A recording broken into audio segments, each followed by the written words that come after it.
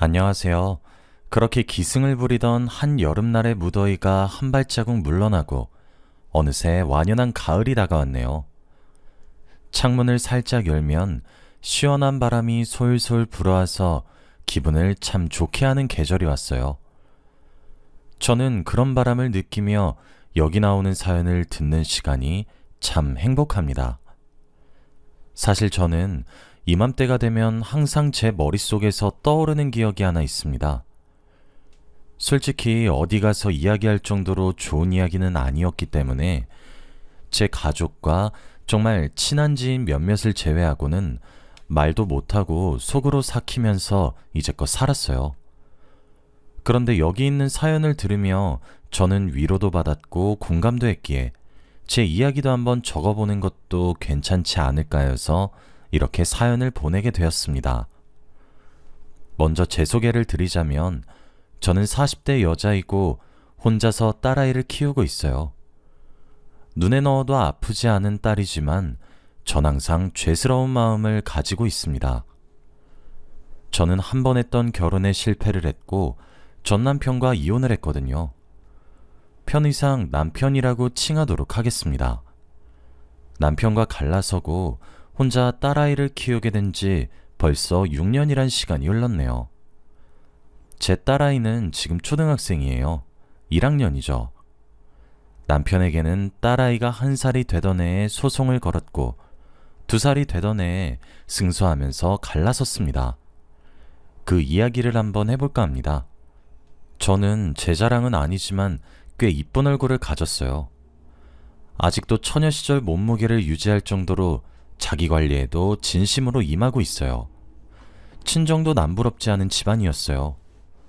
엄청나게 유복한 환경이라 비싼 것들을 몸에 휘두르고 다닐 수준의 재력은 가지지 않았지만 그렇다고 가난하지도 않아 하고 싶은 것과 배우고 싶은 것들은 다 경험하며 자랐습니다.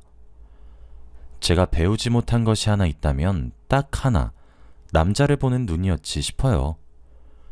남편과 결혼했을 당시 이렇게 밑바닥까지 보면서 갈라설 줄은 정말 꿈에도 생각하지 못했었습니다. 남편은 제게 무척이나 다정하고 자상했던 사람이었어요. 저희 부모님께도 정말 잘했습니다. 그래서 저도 저희 부모님도 아무도 남편의 선한 얼굴 뒤에 가려진 추악한 본 모습을 감히 예상하지 못했고 그뿐 아니라 직접적인 증거를 두 눈으로 보면서도 믿기지가 않았었어요. 처음에 남편이 저와의 결혼을 허락 맡으려고 했을 때는 반대가 심했습니다. 저는 위로 오빠가 하나 있고 밑으로는 남동생이 하나 있는데 유달리 오빠와 남동생이 반대했어요.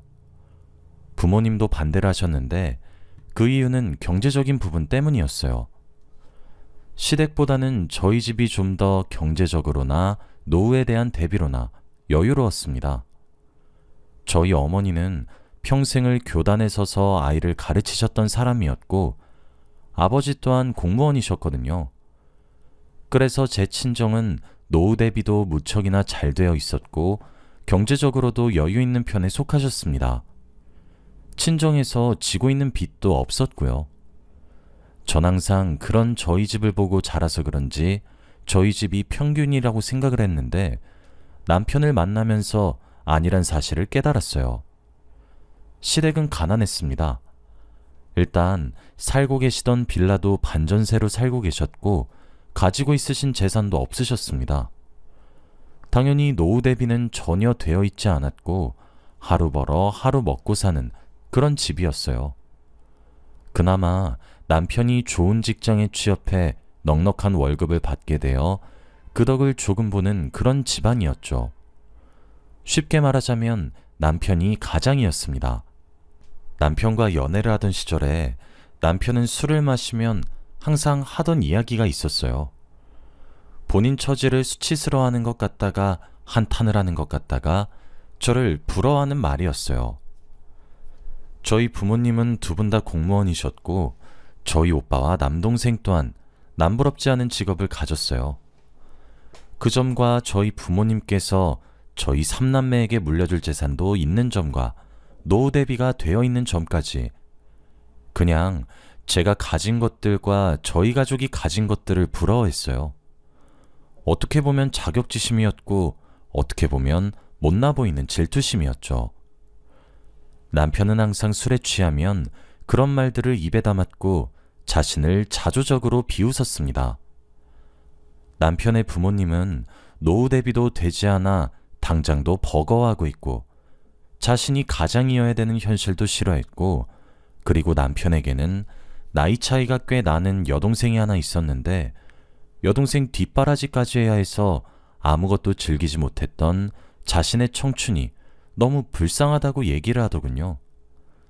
항상 참아야 했고 포기해야 했고 그랬던 자신을 너무 가엽게 생각하고 후회하고 있더라고요. 그래서 저더러 부럽다고 하더라고요. 전 적어도 그런 걱정 없이 하고픈 것을 했고 먹고픈 것을 먹었다고요. 저는 당시 남편을 무척이나 사랑했기 때문에 그런 점들이 미워 보이거나 없어 보인다고 느껴지지 않았어요. 오히려 안쓰러웠고 이 사람 옆에서 평생 도와주고 싶다고 생각했죠. 저를 제외한 저희 가족은 귀하게 기른 딸, 동생, 누나를 고생시키기 싫다는 이유로 결사 반대를 외쳤지만 자식을 이기는 부모도 없었고 무엇보다 저희 남편이 정말 열심히 가족들을 설득시켰습니다. 그래서 제 가족들도 남편의 성품, 그거 하나만 믿고 결혼을 겨우 허락했죠. 그렇게 어렵게 허락을 받아 만든 제 가정이라 무척이나 소중했고 행복했습니다. 남편은 모은 돈이 많지 않았기 때문에 대부분 제 명의로 시작해야 하는 신혼이었지만 작게 시작해서 불려나가자고 의욕을 다지는 남편 덕에 걱정도 없었어요. 사실 저희 가족이 정말 많이 도와주기도 했고요. 결혼을 하고 바로 아이가 생겼고 그게 지금 제가 키우고 있는 딸아이입니다. 그렇게 아이가 태어났어요. 아이가 태어나고 저는 아이를 위해 일을 그만뒀고 육아에 전념했습니다. 아기 시절은 무척이나 빨리 지나가니까 한순간도 놓치고 싶지 않았고 그렇게 돈에 얽매이지 않아도 여유로웠거든요. 저는 아이와 함께 아파트 단지나 근처 공원을 산책하는 걸 즐겨 했어요. 제 딸은 꽃을 구경하는 것을 무척이나 좋아했고 행복해했거든요. 그날도 어김없이 유모차에 아이를 태우고 공원을 가는 길이었습니다. 맞은편에서 한 임산부가 걸어오더라고요. 어머 이뻐라 라고 저희 아이를 보자마자 탄성을 자아냈죠. 다들 아이를 키우신 분들이라 저를 이해하실 것 같아요. 곧 출산을 앞둔 여자가 제 아이를 이뻐하면 엄마로서 말을 걸게 되어 있어요. 어머, 지금 몇 개월이세요? 라고 말이에요. 그 여자는 싹싹한 성격을 가졌고 우린 그렇게 함께 공원을 산책하게 되었습니다. 어디에 위치한 조리원이 좋다. 어느 쪽 병원에선 이 정도 가격이고 이쪽 병원에선 이 정도 가격이다. 출산할 때 뭐가 필요하다 등등 그 여자도 제게 많은 질문을 끊임없이 던졌어요. 곧 태어날 아이와 빨리 만나고 싶다고 자신의 배를 조심스레 쓰다듬는 여자의 모습에서 제가 딸아이를 만나기 직전의 모습과 겹쳐 보였죠. 그렇게 얘기를 나누다 보니 우리는 같은 아파트 단지에 사는 이웃 주민이란 사실을 알게 되었고 그 여자는 제가 살고 있는 집에 바로 옆 라인에 살고 있었어요. 이것도 인연이다 싶어서 우린 자기소개를 했죠. 저보다 1살 많은 언니더라고요. 언니 동생 하며 그렇게 친분을 다졌습니다. 저는 그날 이후로도 자주 그 여자와 함께 산책을 거닐었고 차를 마셨으며 점심도 함께 했어요. 출산을 미리 축하한다고 아이의 네이도 비싸고 좋은 걸로 사서 한 벌 선물했고요. 남편도 제가 애착이 컸던 일을 그만두고 집에서 육아를 하게 되어서 많이 우울해할 줄 알았는데 그게 아니어서 다행이라고 좋은 사람과 친구를 한 것 같아 안심이 된다고 이야기를 하더라고요. 전 그때까지만 해도 정말 그런 줄로만 알았습니다. 그렇게 시간이 흘렀고 그 여자는 아이를 낳았어요. 아들이었죠. 그리고 또 몇 달이 흘렀어요. 그 여자는 아들을 데리고 저는 딸을 데리고 함께 꽃구경도 가고 밥도 먹으러 다녔어요. 그 여자도 일을 하지 않았거든요. 하루는 함께 점심을 먹고 있었어요. 우리는 정말 둘도 없는 자매라고 봐도 믿을 정도로 친해졌죠. 점심을 먹는 도중 입고 있는 옷에 그 여자가 음식을 흘렸고 잠시 화장실 좀 갔다 오겠다고 하더군요. 알겠다고 대답하고 앉아있는데 그 여자가 들고 온 천가방에도 음식이 묻은 것을 발견했어요. 아마 본인이 흘리면서 함께 더러워진 것 같더군요. 빠르게 물 세탁을 하면 될 것 같아 서둘러서 화장실에 가져다 주려고 일어나서 화장실로 갔어요. 화장실은 1인용 화장실이어서 노크를 하던 그 순간이었죠. 진수씨, 오늘은 집에 올 거예요? 노크를 하던 제 손은 멈칫했어요. 그도 그럴 것이 진수라는 이름은 제 남편의 이름이기도 했죠. 대화 내용을 더 들으려고 하던 바로 그때 테이블에 두고 온 저희 딸이 울음을 터뜨렸고 저는 가방을 돌려주지 않은 채로 서둘러 자리로 돌아와 가방을 원래 자리에 돌려놓고 딸을 달랬어요. 몇 분 지나지 않아 그 여자가 돌아왔죠. 그런데 그때부터 묘한 기시감이 절 찾아왔습니다. 불안하고 쎄한 느낌이었고 보통 이런 경우는 잘 들어맞더군요. 그 여자와 각자 남편에 대해서 이야기를 나눈 것을 회상해보면 참 제 남편과 닮은 점이 많았어요. 좋아하는 것과 싫어하는 것, 게다가 이름과 나이까지 말이에요. 네, 설마 했습니다. 티는 내지 않고 부랴부랴 집으로 도망치듯 돌아갔어요. 그리고 남편을 기다렸습니다. 그런데 막상 퇴근하고 돌아온 남편을 보니 입이 떨어지지 않더군요. 제게 오늘도 고생 많았다고, 설거지는 자신의 몫이라며 팔을 걷어붙이는 남편을 보고 있으니 도저히 제 생각을 이야기할 수 없었어요. 속으로 끙끙 앓고만 있으니까 남편이 오늘 많이 힘들었냐고 물어보더라고요. 그래서 별일 없다고 괜시리 둘러대며 그날 하루를 마무리했습니다. 남편이 잠에 들고 나서 한참 뒤 저는 남편의 휴대폰을 뒤적거렸습니다. 남편의 휴대폰은 깨끗했어요. 증거가 있단 것이 아니라 모든 것이 전체 삭제를 누른 것 마냥 제가 뒤져볼 기록이 존재하지 않았죠. 그때 외면하고 싶었지만 직감적으로 느낀 것 같았어요. 제 남편이 지금 두 집 살림을 할지 모른다는 그런 불안이요. 다음날 동이 트고 난 이후 제가 들고 있었던 비상금을 들고 흥신소를 찾았습니다. 남편의 이름과 휴대폰 번호, 직장 주소와 자동차 번호, 그렇게 간단한 인적사항만 알려줬는데도 무슨 요술을 부린 것인지 그날 저녁부터 남편의 일거수일투족을 관찰한 사진들이 제게 도착했습니다. 부디 아니길 바랬건만 남편은 두 집 살림을 하고 있었던 것이 맞았더군요. 제게 이야기해준 퇴근 시간과 2시간이나 차이가 나더군요. 퇴근길에 항상 들렸던 곳은 그 여자네 집이었어요. 그곳에서 2시간을 보내고 저희 집으로 퇴근을 했던 거였죠. 저는 그것도 모르고 저희 가족을 위해 희생만 한다고 가슴 아파했는데 말이에요. 출근 시간도 1시간이 빨랐습니다. 제가 아침잠이 많기도 하고 절 고생시키기 위해 결혼한 것이 아니라서 아침은 거른다고 했던 양반이 그 집에서 아침을 처먹는 건지 아침마다 그 집에 들려 1시간은 머물다가 출근을 하더군요. 제가 참 얼마나 비참했는지 몰라요. 고작 일주일도 채 걸리지 않는 시간 동안 남편이란 작자는 나를 이렇게 기만하고 있었는데 저는 정말 까맣게 아무것도 모르고 있었으니까요. 심지어 그 여자가 상간녀인 줄도 몰랐고 말이에요. 철석같이 믿었던 남편의 배신은 그 곱절에 또 곱절은 한 듯 아주 크게 제게 그 당시에는 돌아왔어요. 눈이 돌아갔던 것 같기도 합니다. 저는 제 형제들에게 먼저 알렸어요. 당연히 모든 조건은 고려하지 않고 자신의 동생이자 누나인 저 하나만 바라보는 그 성품을 보고 허락했던 결혼인데 그것조차 거짓이었단 사실을 알게 되니 길길이 날뛰더군요. 하지만 제가 느꼈던 분노만 했겠습니까?